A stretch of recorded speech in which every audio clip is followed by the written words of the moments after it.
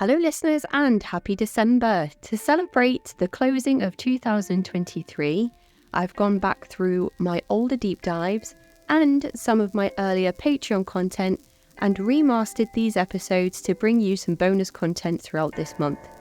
If you do like what we do with the deep dive episodes, then you can find monthly deep dives available at patreon.com/the cult vault, where we've covered all manner of cases from the Satanic Panic to Charles Manson to the Process Church of the Final Judgment to the Church Universal Triumphant to the Anthill Kids to Heaven's Gate and so on.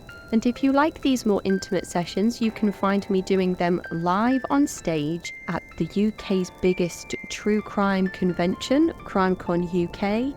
Next year I'll be in Scotland and I'll be in London, and I look forward to seeing some of you there. For more information on tickets and pricing and dates and venues, you can head to crimecon.co.uk. Purchase your tickets today using the code CULT, C-U-L-T, to get yourselves 10% off of your ticket prices. That's crimecon.co.uk, sponsored by the network True Crime.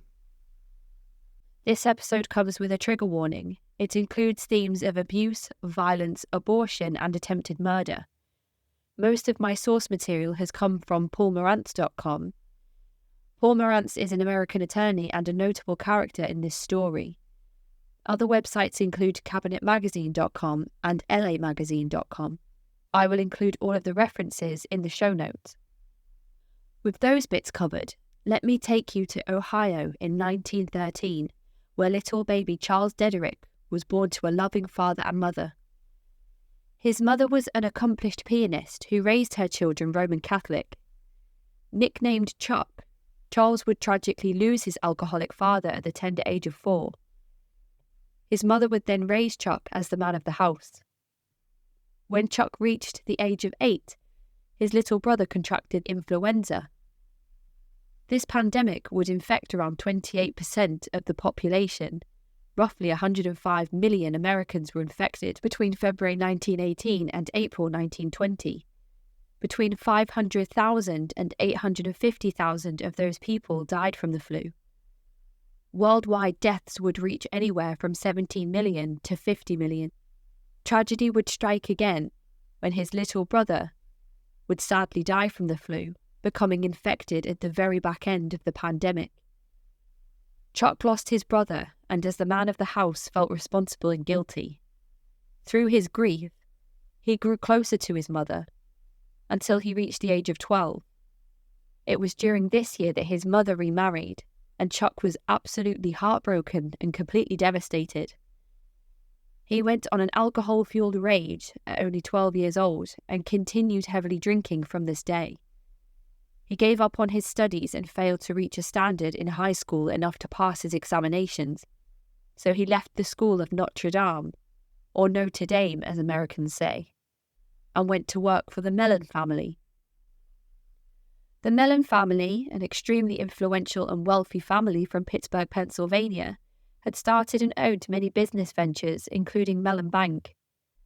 Chuck worked specifically for Gulf Oil, owned by the Mellon family. But Chuck wouldn't last in this job or even in his first marriage. Again, this came down to his drinking. Thanks to the 1928 discovery of penicillin by Scottish researcher Sir Alex Fleming, Chuck in the 1940s, aged just 20, would be saved by medicine after developing the deadly infection meningitis, an infection of the protective membranes that surround the brain and spinal cord. Unfortunately, from this bout of meningitis, Chuck would develop a droopy left eye and a facial tic.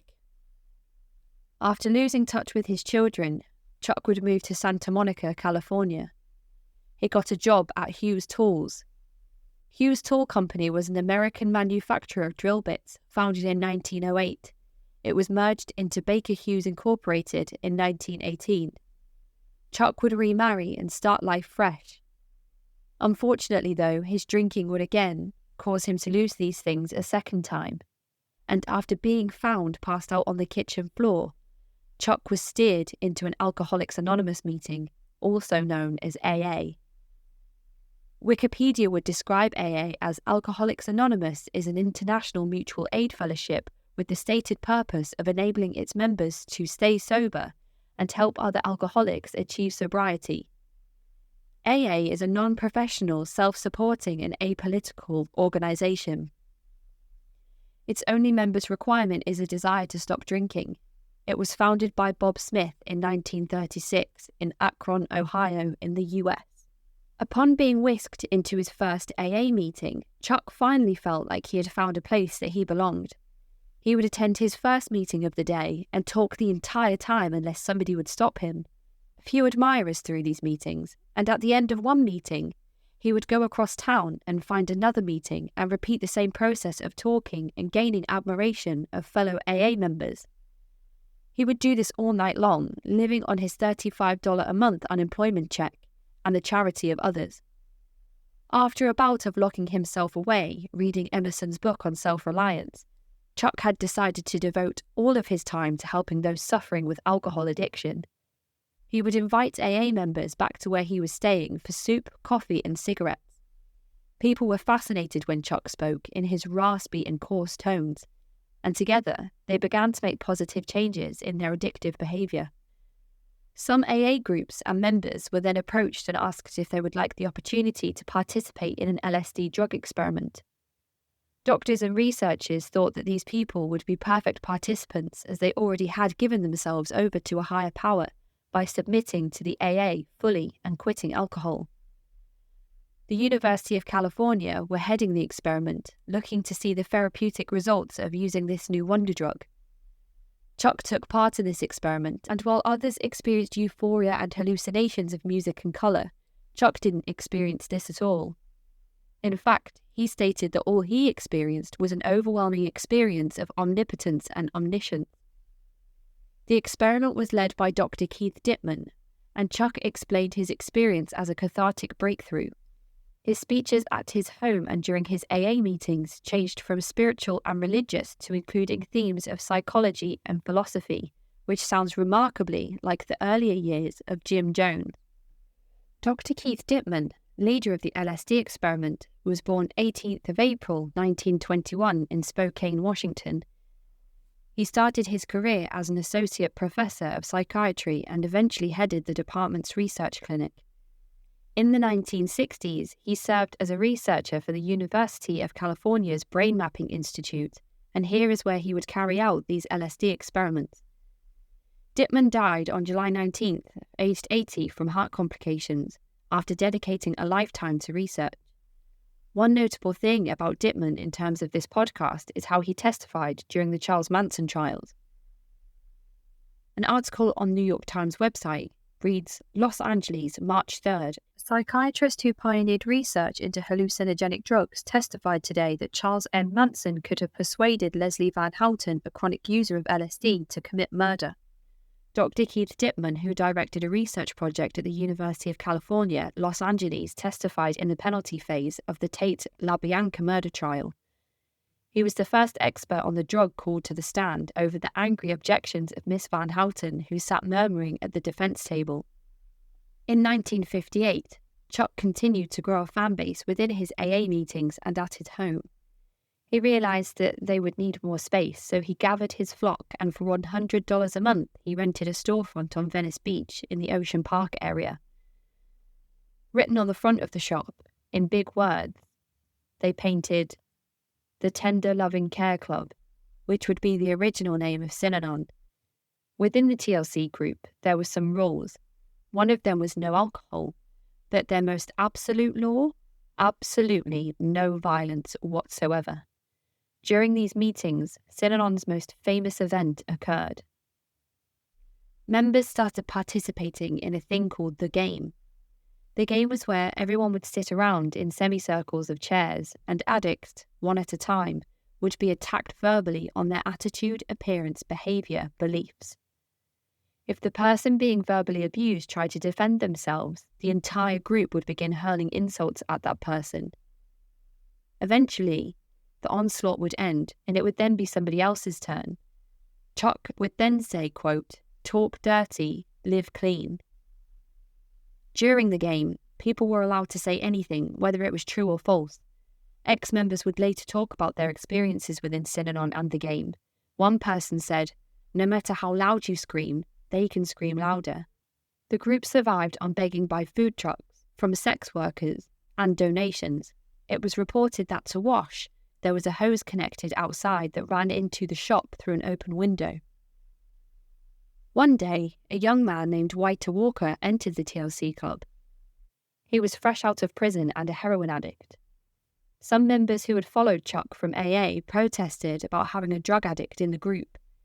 Chuck then announced to his followers that he would rather surround himself with, quote, dope fiends, and demanded that those suffering from alcohol addiction can leave and return to the AA, as there was support available for drunks, but not for drug addicts. A new rule was added to the TLC club. No alcohol, absolutely no violence, and now, no drugs. At one point, during a game, a participant would slur the words symposium and seminar. Chuck jumped up and said, "Did you just say Synanon?" And so the name was born. Some sources have also said that it was the words symposium and anonymous that were slurred. Chuck would also be known as the person who coined the term, "This is the first day of the rest of your life," to new Synanon members. Things carried on with Chuck gaining a following of dope fiends. They played the game 3 times a week, which often lasted hours at a time, and were offered coffee and cigarettes. Participants were also offered classes on public speaking, art, and drama to keep people interested and entertained. They also had a few jazz musicians in their ranks that ended up forming a band named Sounds of Synanon, with their first track being called CED after Charles E. ded-erich. Soon, the group would move to an old National Guard building on Santa Monica Beach.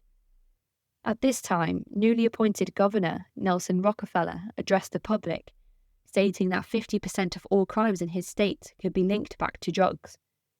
Because of this, the neighbours of the TLC club began protesting heavily, complaining that having dope fiends from all over the US reaping havoc on the streets of Santa Monica was not good for business.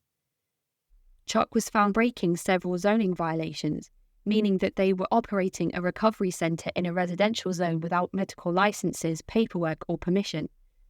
He was told he could either up and leave and take his group elsewhere or go to jail. Chuck decided that he wouldn't flee and spent time in jail. This would be the first time Synanon would gain positive public traction. People heard and celebrated Chuck, calling him a martyr. Governor Edmund Brown Sr. signed a Save Synanon bill giving Synanon an exemption to health licensing. The medical board was due to establish rules for Synanon to work within, now that they no longer needed a license, but this never happened. Another notable thing about this movement during this time was how interracial Synanon was. Chuck married a woman named Betty who was an ex-drug addict, an ex-prostitute and also African American. A white man marrying a person of colour in the 50s or 60s was not common during this time. Money began flooding in from the rich and famous. Synanon received donations from people such as Robert Wagner, Leonard Nimoy and Ben Gazzara. These people would also come along and join in the occasional game with ex-addicts and ex-sex workers. Life magazine would also go on to do a 14-page photo spread with a quote from a congressman saying, "Miracle on the beach." Columbia Pictures released a film called Synanon, directed by Richard Quine. The film made $1 million at box office. Actors involved included Stella Stevens and Eartha Kitt. There's a synopsis of the film on internetmoviedatabase.com saying, "This film chronicles the goings-on at Synanon House, a rehabilitation centre for people with all kinds of addictions. It also looks at Chuck ded-erich, a recovering alcoholic who founded and runs Synanon House." It was during 1962 that 2 men, one a furniture store owner from Palm Springs named Mel Wasserman, and the other a drug addict from Brooklyn named Bill Lane, became Synanon members, and over time they gained the attention of Chuck and rose to positions of leadership in the organisation. Wasserman even held Synanon meetings and games in his Palm Springs home. These 2 names would later become very famous in the world of the troubled teens industry that we will go into in a few episodes' time. In 1964, with all of its rapid growth, many were now aware of this alternative community where people were attracted to truth-telling sessions. Kicking off Phase 2 of Synanon, Chuck began building his own city in Marin County. Professionals and non-addicts, also nicknamed squares, were invited to join and live among the dope fiends if they brought assets and skills along with them. Those who lived at Synanon but didn't pay rent had to work harder in order to be able to stay. This included cooking, cleaning, DIY, and working amongst Synanon's various enterprises.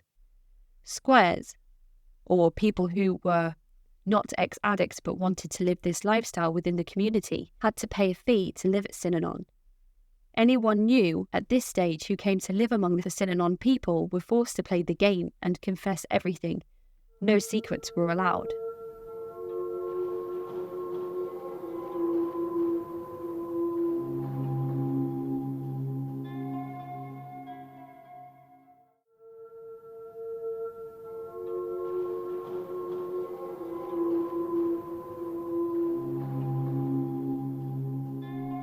In 1967, Chuck declared that Synanon was not successful and that most people who graduated the program and reintegrated with society ended up falling off the wagon and using drugs again. He said full recovery wasn't happening, and so he ended the tradition of graduation in 1969 and informed people that they could just live here forever, and together they would build a utopian world based on Chuck's vision. By this time, Mel Wasserman and Bill Lane had been involved with Synanon for 5 years. In 1967, Mel and Bill started noticing ded-erich change. His vision of Synanon amidst his massive success had undergone a seismic shift. Around this time, Synanon pressured old club members to leave, and Mel and Bill were pushed out, along with the majority of the old guard, allowing the imposition of more radical methods and ideas. Despite having been pushed out of the inner circle, Mel and Bill could see the massive income potential that the Synanon model had.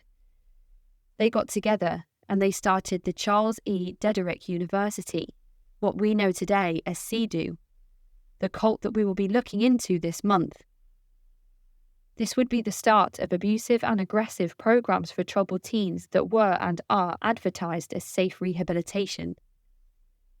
Out of that very same living room that he had hosted the game so many times before, Mel would sell his furniture business and, along with some investment assistants, bought the Running Springs Lodge, built and formerly owned by Walter Houston, a titan of Hollywood at the time.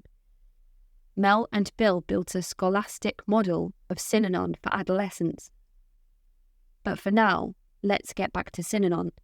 At this stage, Synanon had developed various different business strategies that included selling promotional merchandise with the Synanon name on the front, t-shirts, pens, mugs, and other memorabilia. Other enterprises included running gas stations, pottery making, owning apartment buildings, amongst other things.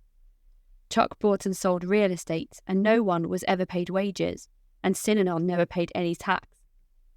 Eventually, the merchandise alone would generate $10 million in yearly revenue. Salesmen of Synanon would say, "Buy from Synanon, save a life," and eventually at one stage, Synanon would become the second biggest advertising business in selling merchandise in America for a short while. Synanon eventually purchased Club Casa del Mar, which was a beachside hotel in 1926. It also served as a military headquarters in World War II. The building was used as a centre for drug treatment and head of business operations. New rules began being implemented, where members of Synanon had to ask permission from elders of Synanon to be able to date certain people, and they were told that they had to follow a celibate courting ritual. Rooms would also be raided randomly, with personal items and contraband being confiscated. Chuck implemented a 24-hour workday where half of Synanon would work in the day and half would work in the night. Also, the public began getting frustrated, claiming that the city owned the beachfront, not Synanon. Police officers and bulldozers marched down the beachfront, knocking down cabanas and paved courts with paddy wagons awaiting any protesters from Synanon. Chuck then addressed the news, saying that the city had fallen into the hands of mad dogs and that Synanon would sue them all. Eventually, Santa Monica would surrender, and this rendered Synanon untouchable once again. With the zoning laws out of the window for Synanon and donations flooding in from the news headlines, Synanon became Santa Monica's largest landowner. Synanon had acquired a large industrial building in Oakland, a residential facility where people were invited to come and play the game, and California even donated a block-long building in San Francisco.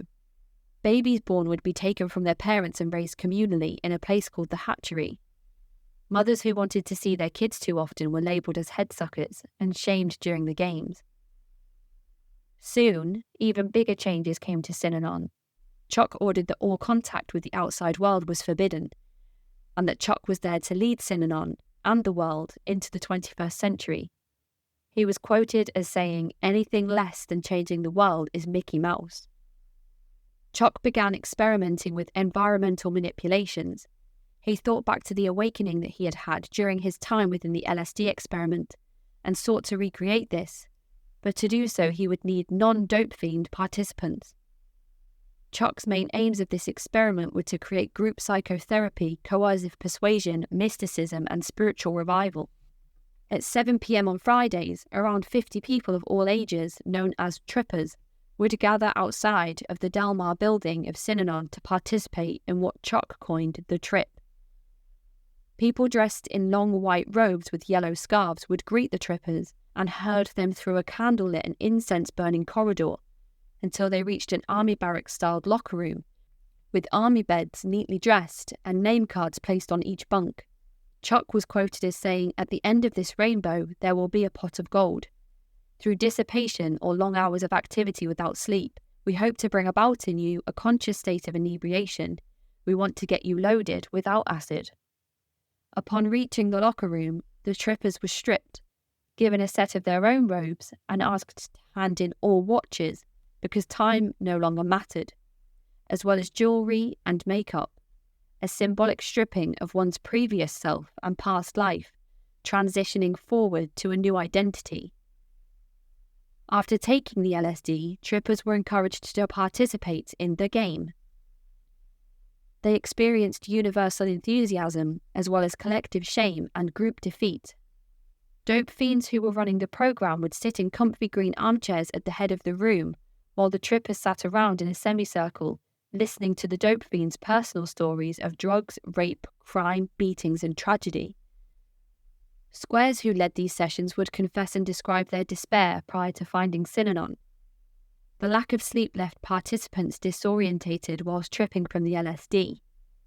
The aides within the workshop, working for the dope fiends or the squares in charge, would collect homework, making notes of confessions made by trippers during the game. This would then be fed back to other conductors, who could use it to ambush the participants as though every Synanon member knew everyone's deepest, darkest secret.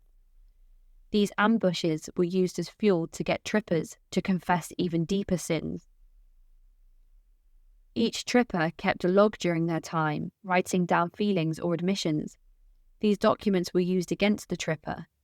Take in these admissions to the participants' spouses who wouldn't submit to Synanon as leverage to coerce them into joining the movement. There was such a thing at 3 a.m.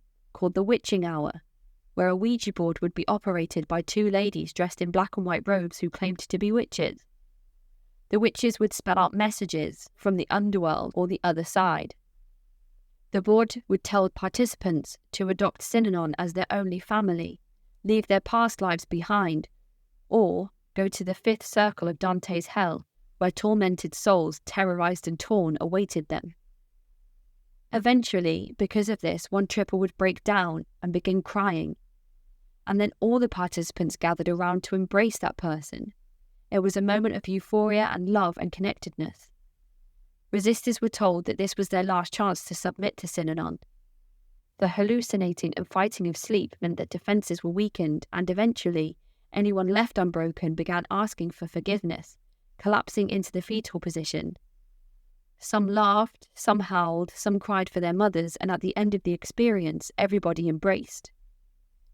At 8 a.m. on the Monday, the trippers left the trip room, hand in hand. They emerged towards a ballroom playing band music. and found themselves surrounded by hundreds of people clapping, cheering, and celebrating the trippers. Each participant had been awake for roughly 65 hours or more.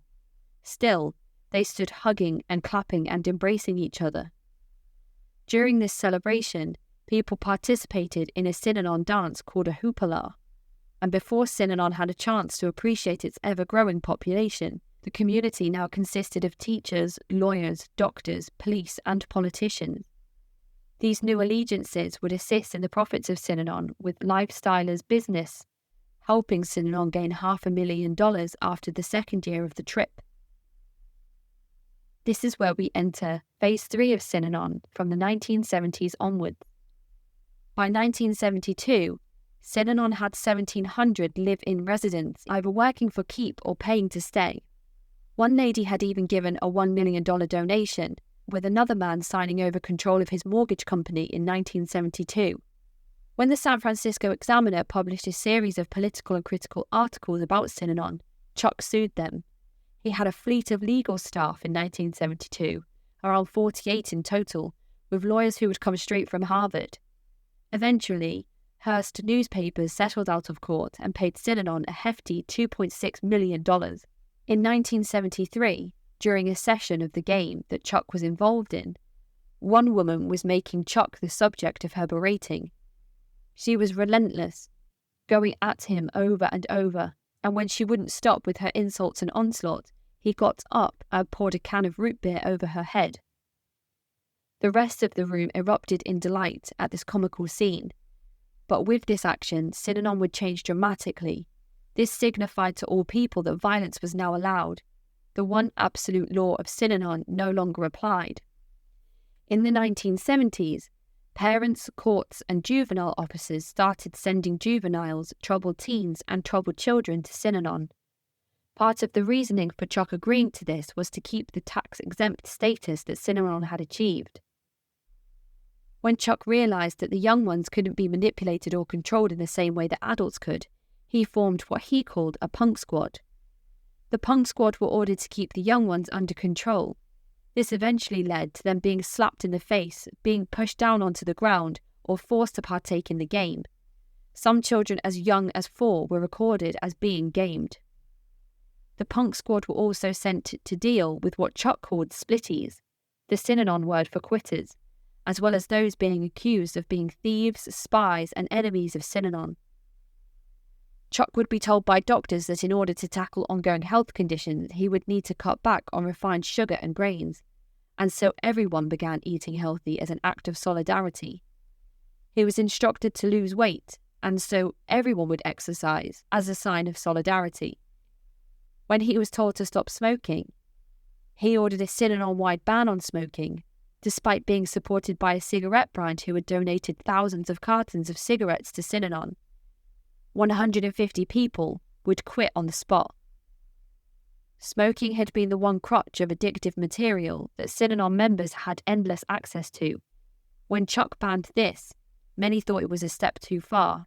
Chuck introduced, innovatively and ahead of its time in terms of the best practice for recovering addicts, the use of aerobics, running, diets, and non-smoking to squeeze out what he called the bad fruit.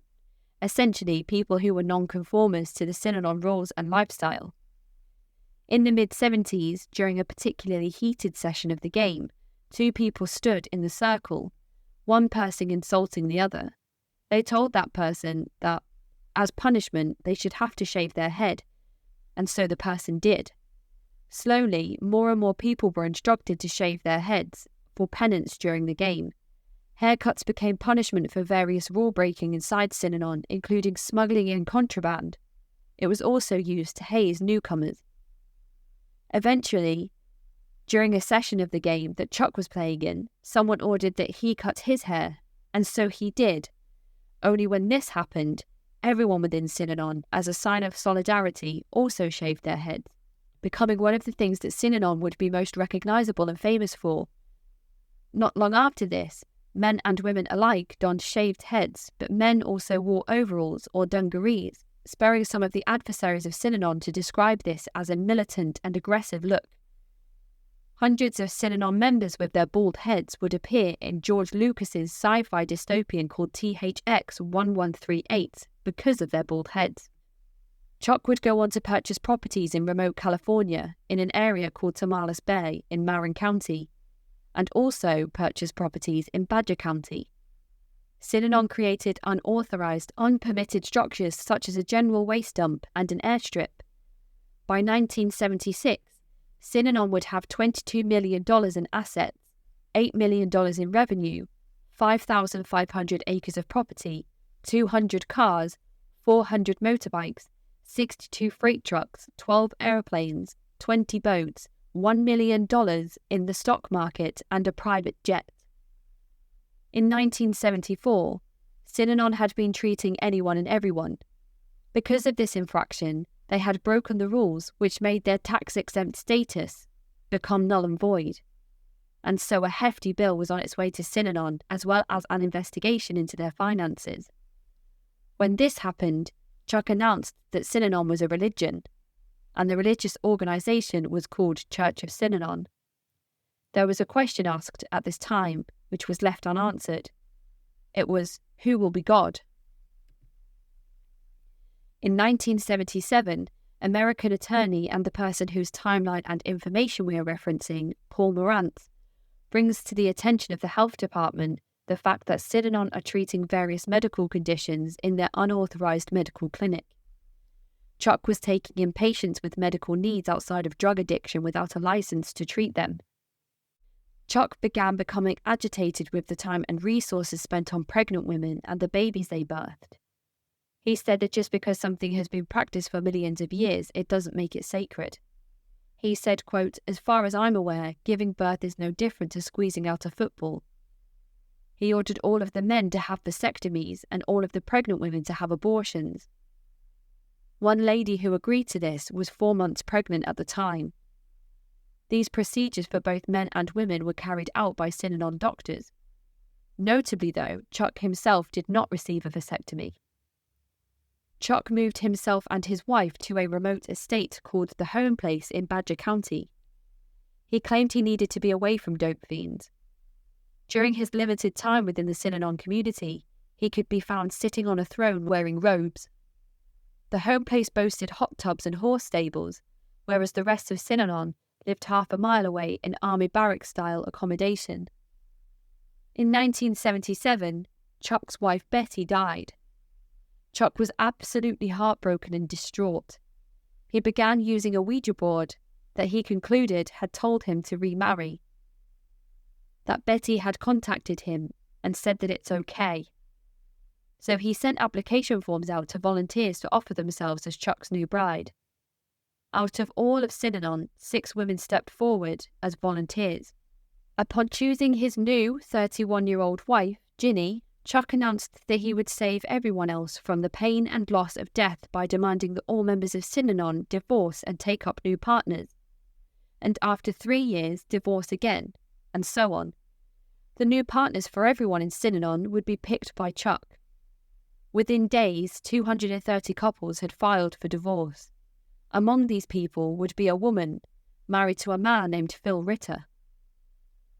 Phil worked for Synanon at an automotive garage doing car repair work for $50 a month during his time at Synanon. But the scary and heartbreaking thing about the divorce from his wife was that they had a child within Synanon. He didn't want the divorce, but eventually he would leave Synanon and seek out professional help in trying to get his child and wife back from this cult.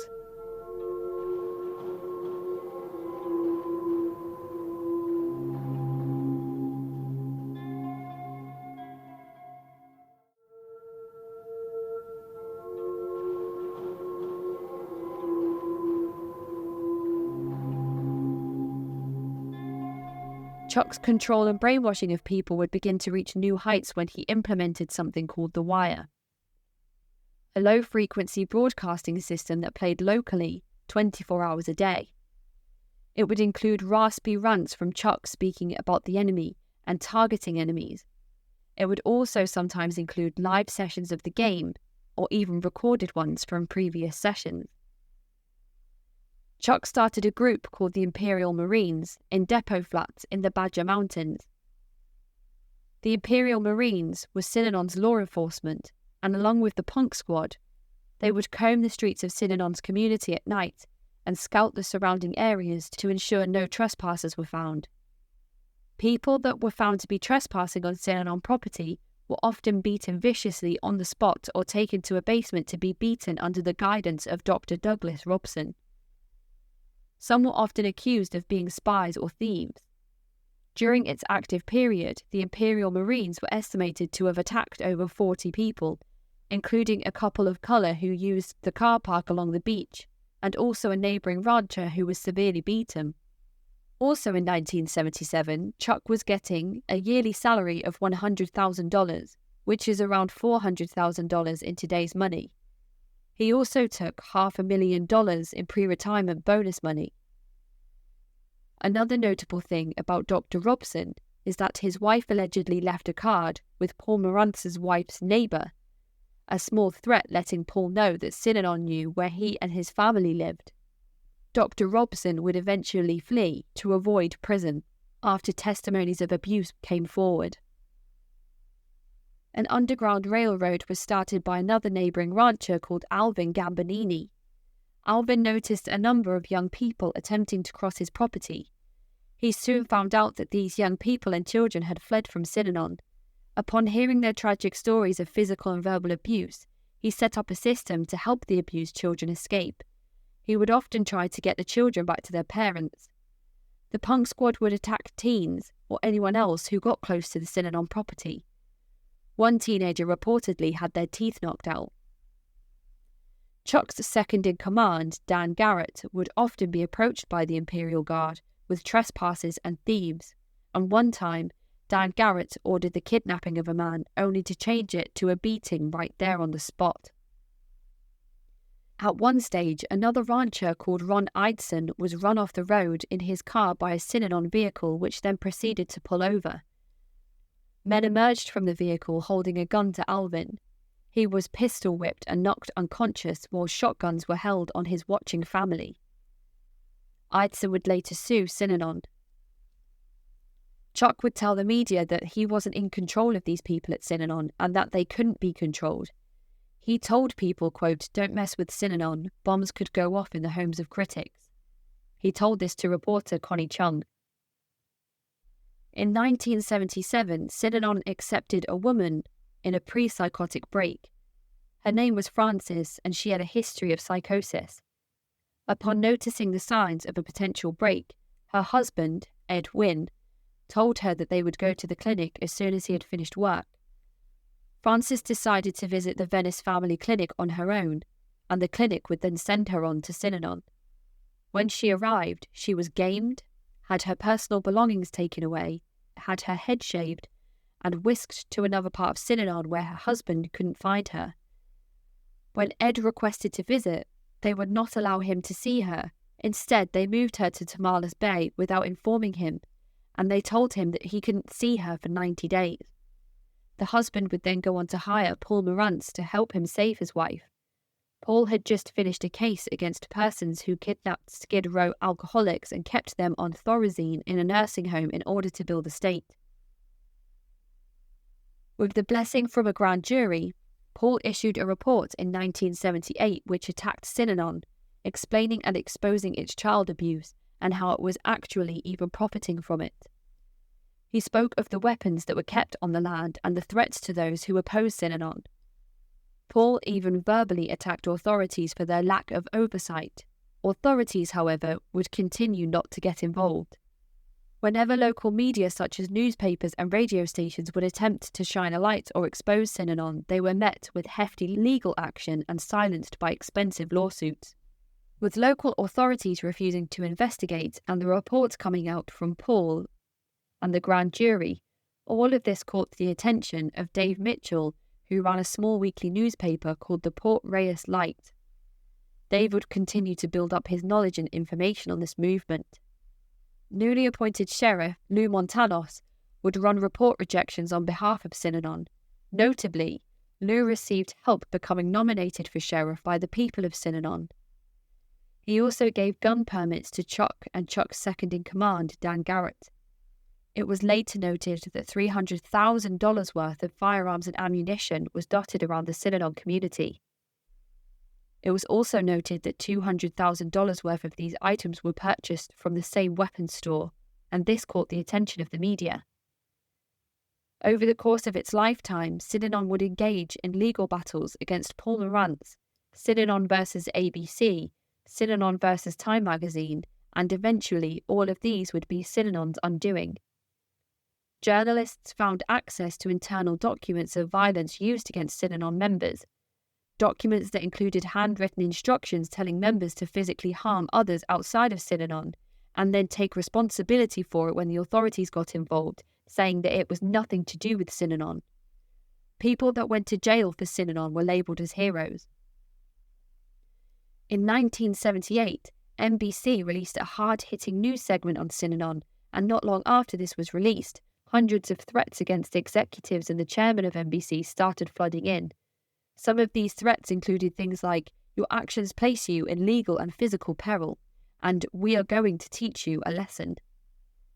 In March 1978, former member Tom Cardeneau was severely beaten by members of the Imperial Marines after being accused of being a spy. He was tied to a post and brutally assaulted during his honeymoon after he took his bride by the hand just to show her where he once lived in the Walker Creek Ranch.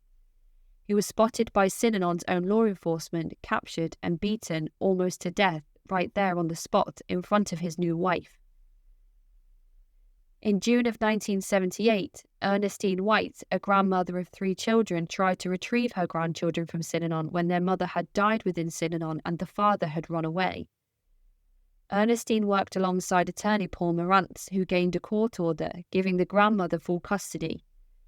Upon arriving at Synanon, members refused to hand over the children, but Morantz had prepared for this, and before Synanon could react, 13 law enforcement vehicles and officers with their guns drawn ordered Synanon to stand down. The grandchildren were retrieved and successfully returned to their grandmother.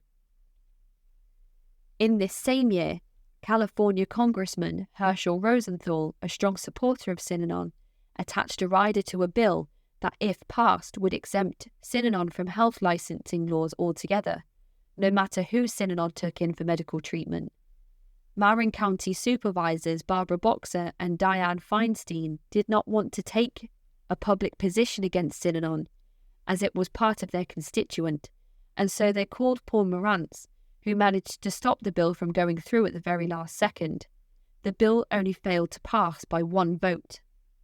In September, on the 21st, in 1978, the Imperial Marines attempt to take the life of ex-Synanon member Phil Ritter, who was trying to get his wife and child back. They beat Phil so severely with wooden mallets that he fell into a coma for a week, and part of the beating caused him to get fluid in his spine.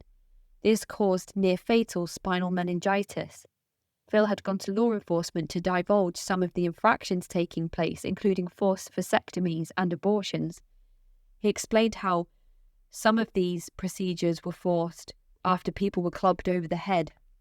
Eventually, Paul Morantz won a $300,000 court judgment against Synanon on the allegation that they had kidnapped, imprisoned, and brainwashed someone pre-psychotic. Paul Morantz also went on to litigate constantly against Synanon. He managed to get some of the children reunited with family outside of Synanon.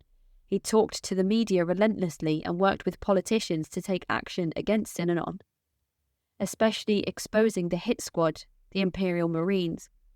It was also around this time that ex-president of Synanon, Jack Hurst, spoke out against Synanon, allowing more public coverage. However, he would later return home to find his front door open and his dog dead by hanging. The Imperial Marines had caught and caged rattlesnakes during their training, and on October 10, 1978, specific members of the Imperial Marines named Joe Musico and Lance Kenton, son of band leader Stan Kenton, under Chuck's orders placed a 4-foot rattlesnake in the mailbox of Paul Morantz. The snake had been de-rattled so that it couldn't be heard within the mailbox, and when Paul went out in the morning to gather his mail, the snake lunged out of the mailbox and attacked Paul, biting him on the hand. He screamed out in pain, and through panicked sounds he called for an ambulance whilst also saying Synanon did it, it was Synanon. Paul would get treatment in time to save him from the rattlesnake bite, but he now suffers with arthritis and a rare blood disease that he says Synanon is responsible for. He said, quote, "I want to go on record and say that this is the longest murder ever." Tapes would later be found of Chuck addressing Synanon civilians over the wire, bragging about beatings and the training of the Imperial Marines.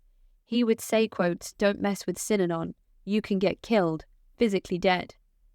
Chuck could also be heard speaking about Paul, saying, "We make the rules. I see nothing frightening about it. I am quite willing to break some lawyer's legs, or his wife's legs, and threaten to cut their child's arm off. I really do want an ear in a glass of alcohol on my desk." Once Paul Morantz had been named amongst the Imperial Marines of Synanon, it wasn't long until any adverse lawyer would come under their radar, with the guard threatening to find out the names of their wives and children. Law enforcement could no longer ignore the cries and pleas of those against Synanon, and after the tragic events on November 18, 1978, when over 900 people would die in a mass murder-suicide under the leadership of cult leader Jim Jones in the once apparent utopia, Jonestown, law enforcement began looking at Synanon very closely. If you're unfamiliar with the catastrophic story of Jim Jones and the People's Temple, then you should go back to episode 2 of this podcast, where I have looked into Jim Jones in some detail. After the attack on Paul Morantz, an arrest warrant was issued for Chuck. To avoid being arrested, Chuck fled to Europe with a few other members of Synanon. During this time, Chuck would return to drinking alcohol, and law enforcement would find him in a drunken stupor, and then they would arrest him for the attempted murder of Paul Morantz. Chuck would plead no contest to conspiracy to commit murder, agreeing as part of his probation to formally step down as chairman of Synanon. In the 1980s, the Department of Justice would hire Paul Morantz and Richard Ofshie, a well-celebrated sociologist, to act as consultants in a case built to sue Synanon and remove their tax-free exemption status. This would end Synanon's reign of terror.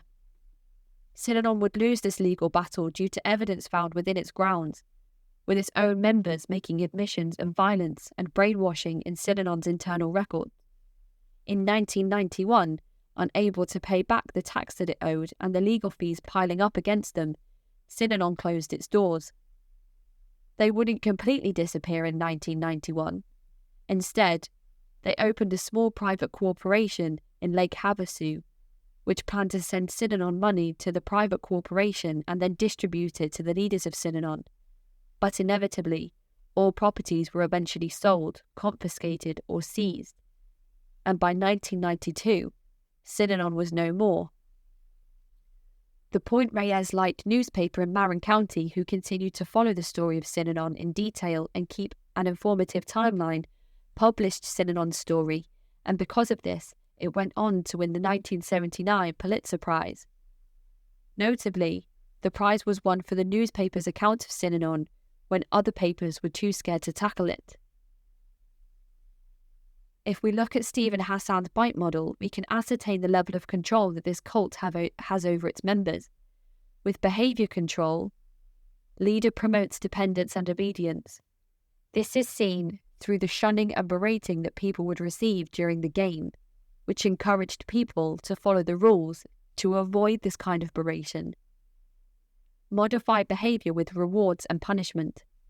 People who didn't stick to the rules or were seen as being adverse to Synanon would have their hair cut. Dictate where and with whom you live.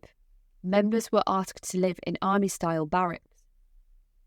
Restrict or control sexuality. Members had to ask permission from elders to be allowed to date certain people. Abortions and vasectomies then became enforced. Control clothing and hairstyle. All heads become shaved, and dungarees became the universal uniform of Synanon. Regulate what you eat and drink and how much. Sugar and refined grains became banned, and smoking became banned too. Deprive you of 7 to 9 hours sleep.